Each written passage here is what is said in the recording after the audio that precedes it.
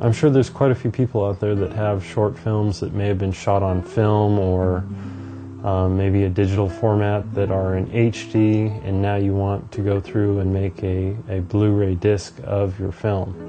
I'm going to show you how. The programs we'll be using to do this will be Sony Vegas 8 and Nero 8. Unless you have money for a program like Sonic Scenario, you basically have two easy formats that you can use. Each of them has pros and cons, and we'll go over that. What you'll need for this is, let's say you've been editing in Avid. What you need is an HD QuickTime reference. I also have my PCM Wave final sound mix. For this, I'm going to use Vegas Pro 8B, and it has the ability to burn to a Blu-ray disc straight from the timeline. And I'm going to go up to Tools, Burn Disc, Blu-ray disc.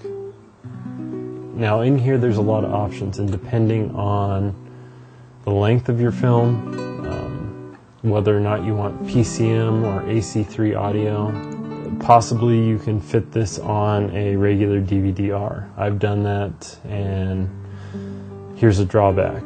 I have not gotten the Sony AVC MPEG-4 to render from the timeline. I have not gotten Vegas to make an AVC disc. I've had to use Nero for that.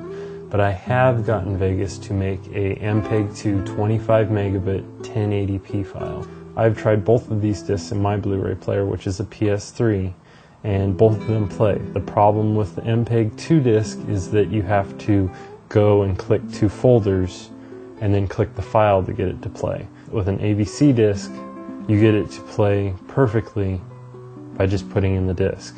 But there's a lot of other drawbacks to AVC, and I'll go over those in a second.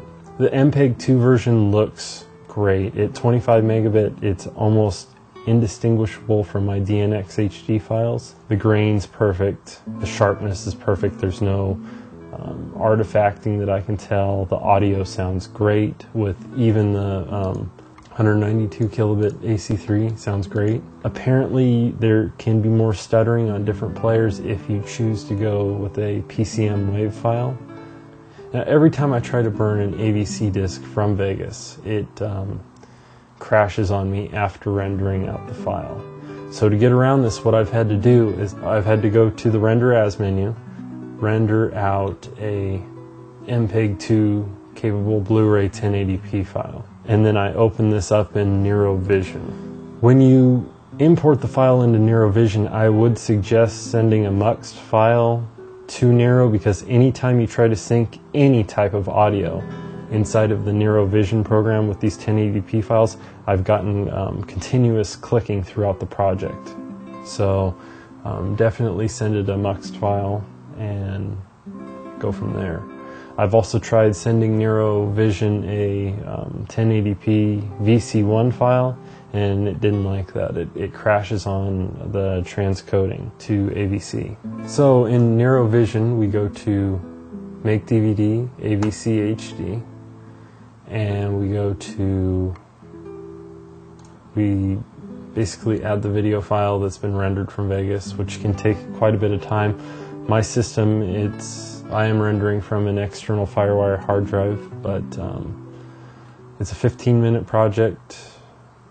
It took about 2 hours on a 3.2 gigahertz Core 2 Duo system with 4 gigs of RAM. So you go through all the steps in Nero, you have it render, and it transcodes the MPEG-2 file from Vegas into an MPEG-4 file. Now here's the catch.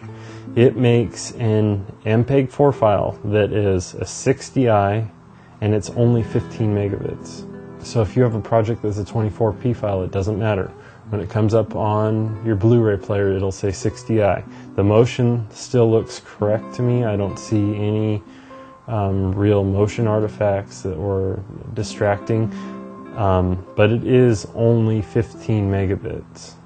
So the quality is significantly lower than the MPEG-2 at 25 megabits. But like I said earlier, the main benefit, when you put the disc in the PS3, it comes up like any normal Blu-ray disc, whereas the MPEG-2 version does not.